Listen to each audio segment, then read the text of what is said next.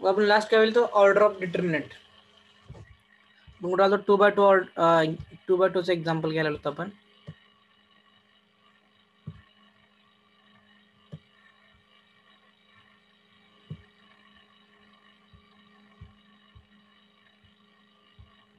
Okay 2x2 बघा suppose इथं काय असेल ए असेल बी सी आणि डी काय असेल सी आणि डी. हा काय 2x2 मॅट्रिक्स 2x2 डिटर्मिनंट आहे. ए बी रो और ए बी आणि सी डी काय फर्स्ट रो आणि सेकंड रो आहेत आणि ए सी आणि बी डी काय फर्स्ट कॉलम आणि सेकंड कॉलम आणि सेकंड कॉलम. ओके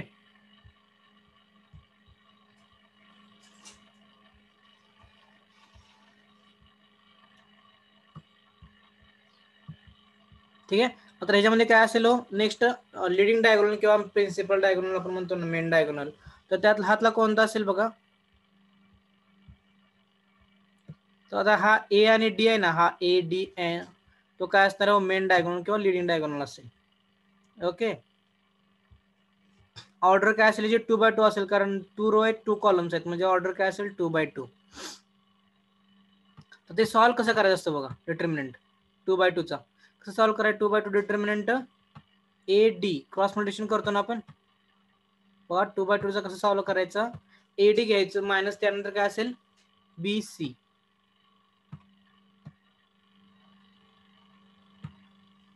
ए डी मायनस बी सी काय फिक्स आहे. आता आपल्याला निश्चय करा 3x3 चा डिटर्मिनंट सॉल्व्ह करायचं.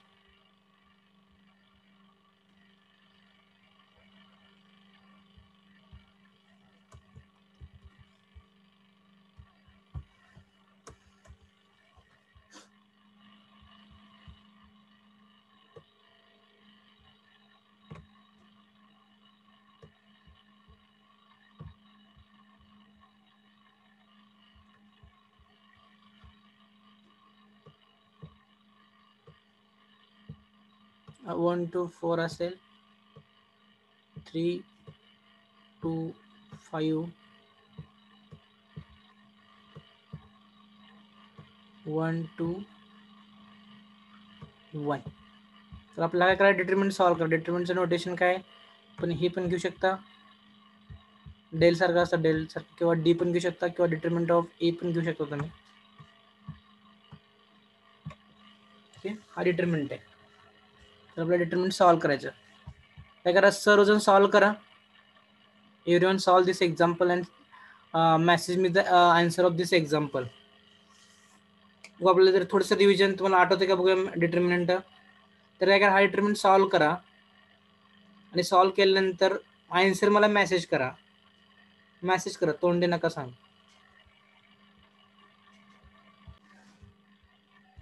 फर्स्ट कन्सिडर केला एलिमेंट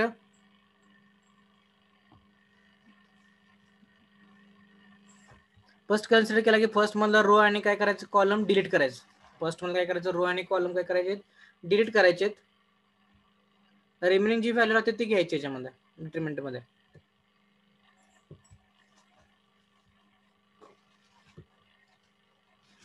कोण घेतलं जी व्हॅल्यू राहते ती घ्या.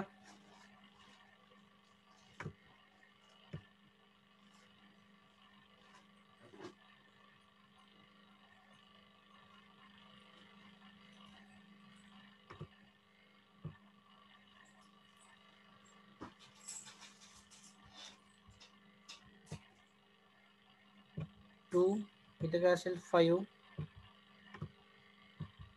2 1.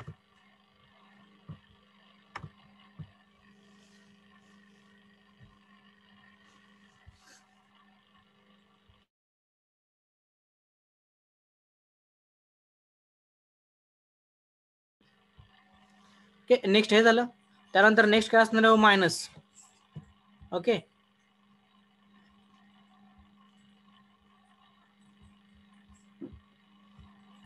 अदरवाइज सेकंडला काय असणार आहे आपण सेकंड टर्मच्या वेळेस काय घेतो मायनस घेतो. ओके मायनस घेतलं.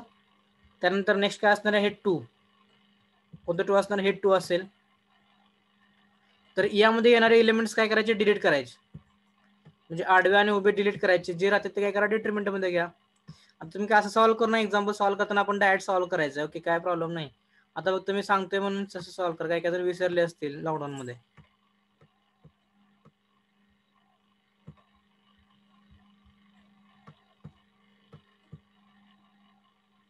ठीक आहे. त्यानंतर नेक्स्ट काय प्लस आहे.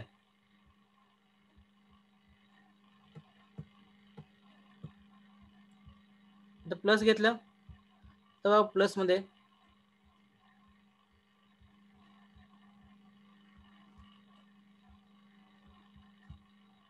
आता आपल्याला काय करायचं, 4 कन्सिडर करायचं. तर 4 मध्ये येणारे एलिमेंट्स काय करा, डिलीट करा. तर 4 मध्ये येणारे कोणते कोणते एलिमेंट आडवे आणि उभे चेक करायचे, ते डिलीट करायचे. जे राहतात ते काय करा फक्त लिहून घ्यायचं.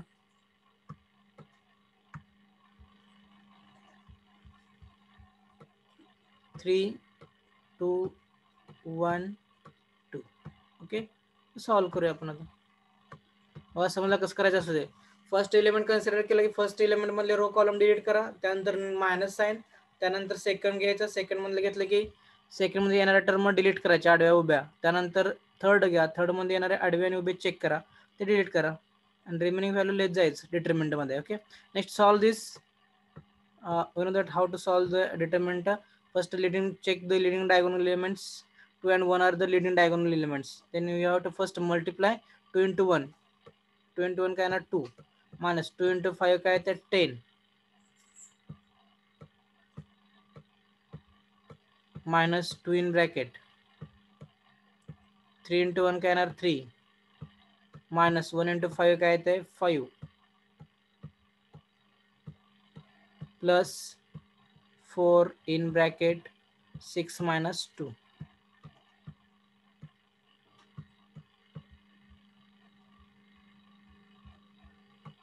मग आन्सर काय येणार 2 minus 8 काय ते minus 8 into 1 काय येणार minus 8 minus 3 minus 5 काय ते minus 2 minus 2 into minus 2 काय ते plus 4 plus 6 minus 2 काय ते 4 4 into 4 काय ते 12. Sorry, 4 into 4 16. Sorry,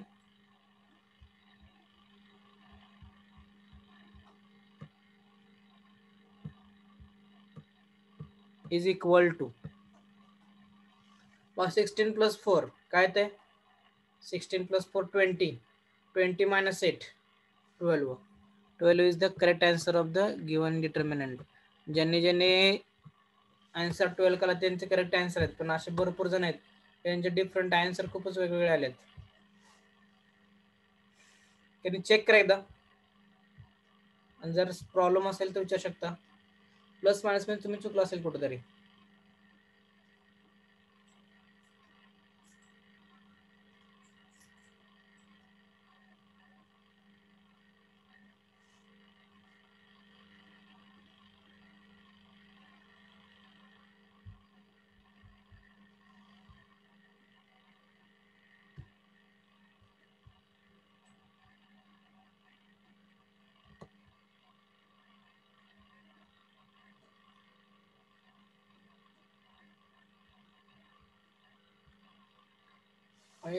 नेम वेगळंच आहे काहीतरी.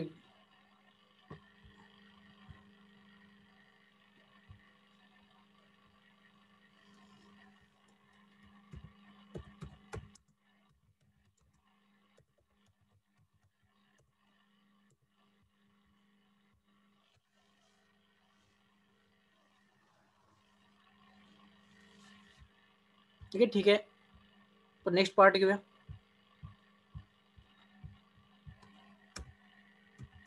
हे झालं ऑर्डर. आपण डिटरमिनंट सॉल्व्ह पण केला.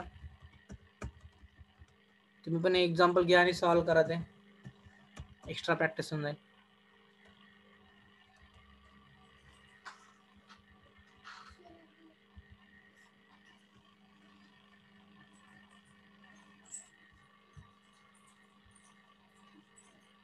Okay, next matrix.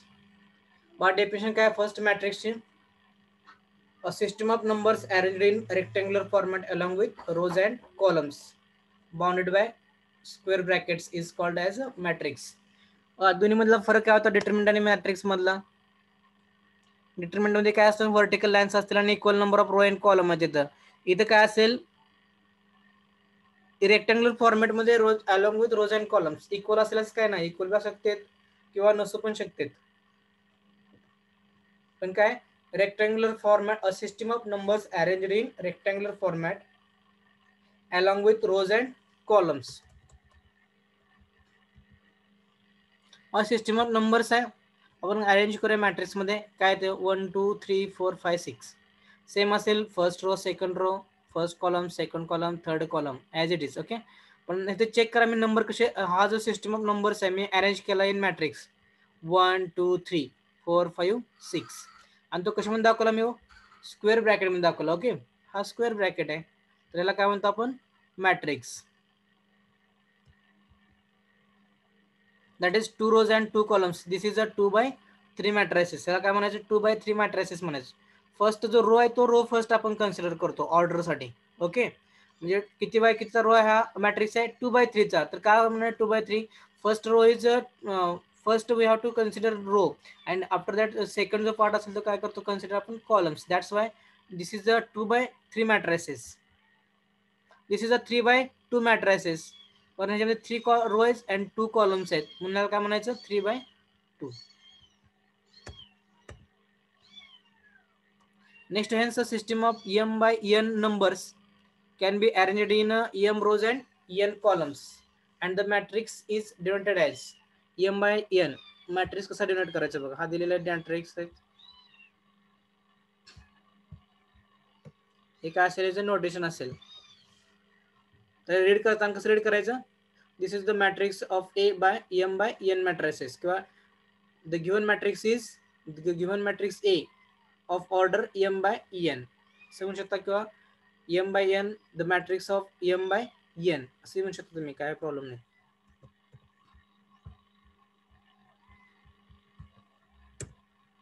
Next, the position of the elements. आता हे जे ऑल आहेत, हा जे मॅट्रिक्स मध्ये मी दिलेलं दाखवले तुम्हाला दिसत, हा जो काय मॅट्रिक्स आहे स्क्वेअर ब्रॅकेट कडे, तर याच्यामध्ये जेवढे ऑल हे काय असतील, एलिमेंट असतील किंवा एंट्रीज असतील, तर त्या एंट्रीजचे काय बघायचं आपल्याला, पोझिशन्स बघायचे. पोझिशन्स खूप इम्पॉर्टंट आहेत मॅट्रिक्स मधल्या.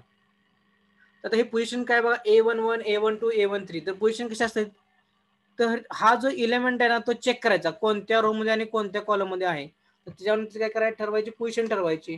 आता ह्याच्यामध्ये चेक करायचं, फर्स्ट इम्पॉर्टंट, सपोज AIJ घेतला असेल, आपण इन जनरल दाखवतो AIJ.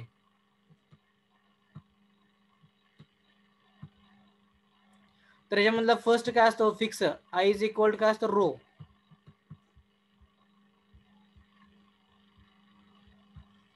आय इक्वल काय असणार आहे, रो. ओके, आणि नेक्स्ट काय असणार आहे, जे इज इक्वल काय असणार आहे, कॉलम असणार आहे.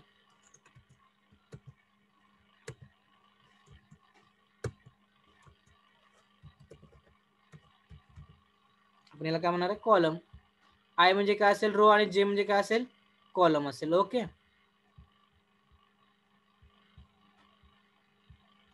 त्यानंतर तुम्ही सपोज इथं काय असेल A3, आता ह्याच्यावरून तुम्हाला समजणार नाही जास्त, आपण एक्झाम्पल घेऊया, डिफरंट एक्झाम्पल घेऊया, कारण आता हे डायरेक्ट मी दिलेलंच आहे, 2 1 2 2 म्हणजे सेकंड रो सेकंड कॉलम मी दिलेलंच आहे ऑलरेडी. तर आपण एक वेगळे एक्झाम्पल बघूया आणि त्याच्यामध्ये बघूया कसं पोझिशन आहे ते.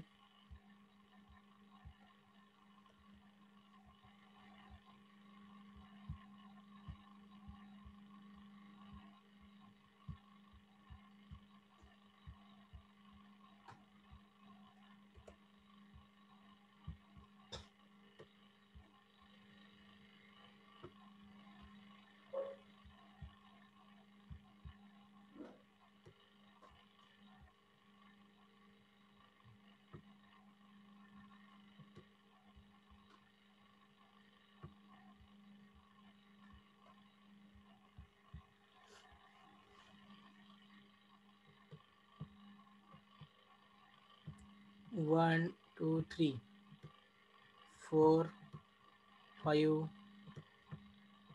6 7 8 नाही, बाय काय 1 2 3 4 5 6 7 8 9 या घेतला मी मॅट्रिक्स घेतला, सॉरी हा डिटरमिनंट दिसतोय, आपण याला मॅट्रिक्स करू. ओके,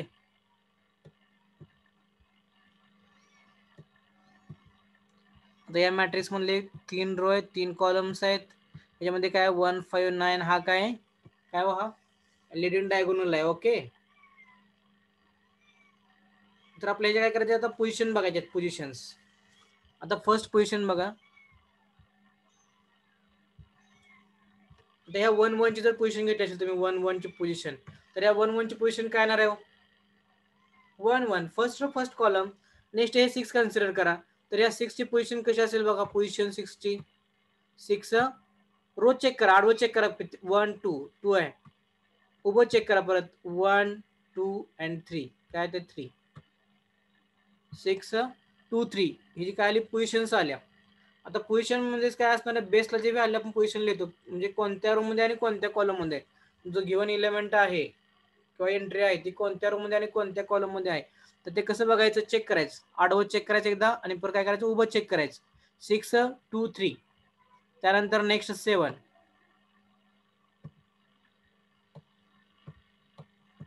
7 चेक करा,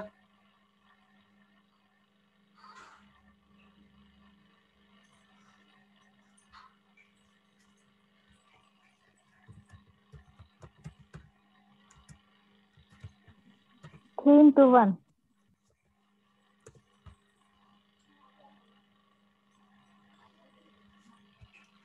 ओके. तर काय जणांचा प्रश्न आहे, हा 3 5 7 काय तो काय असतो, रिमेनिंग डायगोनल असतो. फक्त 1 5 9 हा लिडिंग डायगोनल, ह्याला फक्त लिडिंग डायगोनल म्हणा, बाकी आपल्याला काय त्याची गरज नाही आहे. 3 5 7 हा रिमेनिंग डायगोनल आहे, जास्त यूज वगैरे होत नाही, आपण मेन 1 5 9 चा यूज करतो. ओके, आता 7 ची पोझिशन 7 चेक करा, कोणत्या रो मध्ये आणि कोणत्या कॉलम मध्ये, 1 2 3 3 रो मध्ये, आणि कॉलम चेक करा फर्स्ट कॉलम मध्ये, म्हणजे ही पोझिशन काय येणार 3 1. ओके, अंडरस्टँड, समजलं कसं पोझिशन चेक करायची, ते आडव्या उभे चेक करायचे, आणि लागणार ते आपल्याला सॉल्व्ह करण्यासाठी. पुढं एक्झाम्पल, ज्यावेळेस तुम्ही डिटरमिनंट कधी लागतं ते, तर आपल्याला कन्वर्ट करायचं, हा मॅट्रिक्स तुम्हाला कन्वर्ट करायचं आहे युनिट मॅट्रिक्स मध्ये, तर ती माहित पाहिजे तुम्हाला कोणत्या एलिमेंट मध्ये आहेत, म्हणजे रो कितवा आहे, कॉलम कितवा आहे, कितवा एलिमेंट आहेत, मायनस करण्यासाठी प्लस करण्यासाठी, म्हणजे ट्रान्सफॉर्मेशन, आपल्याला रो ट्रान्सफॉर्मेशन कॉलम ट्रान्सफॉर्मेशन घ्यायचं आहे. ओके, त्यावेळेस लागणार आहे ते. समजलं ना हा कन्सेप्ट? ठीक आहे, मग पुढे जाऊया.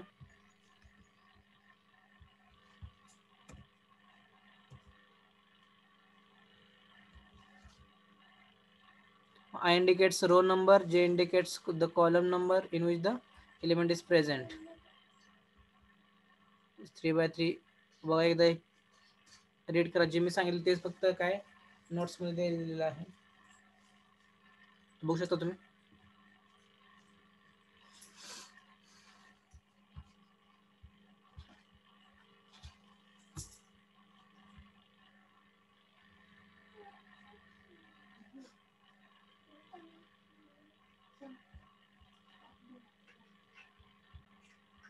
Equal number of rows and columns in a matrix.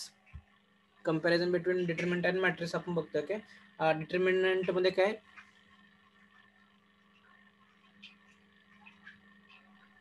it has equal number of rows and columns.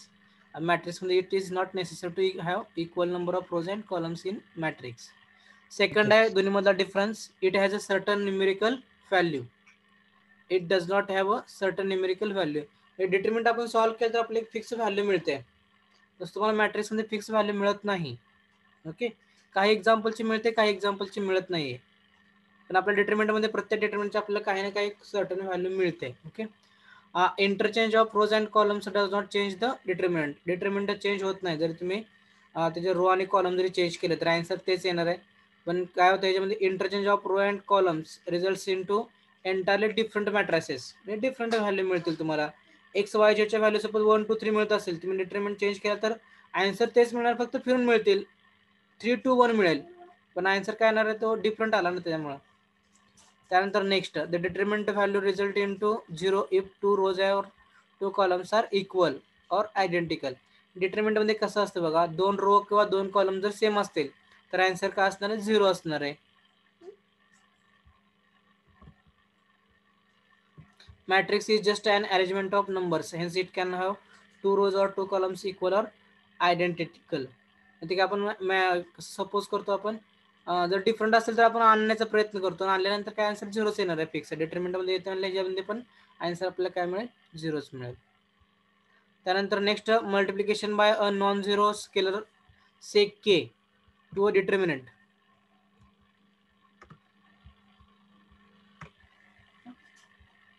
आपण सपोज एखाद्या डिटर्मिनंटला के ने जर मल्टिप्लाय केलं असेल तर येणाऱ्या आन्सरला पण के ने मल्टिप्लाय करा, म्हणजे तुम्हाला आन्सर सेम मिळेल.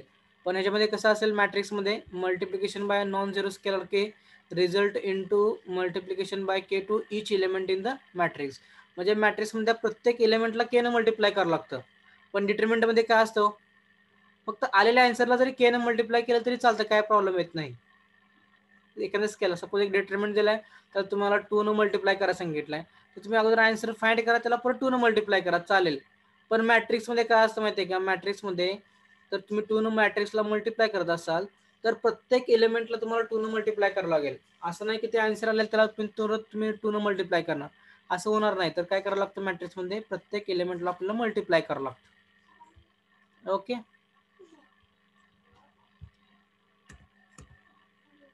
नेक्स्ट आहे टाइप्स ऑफ मॅट्रिसेस. एवढे टाइप्स आहेत मॅट्रिसेसचे.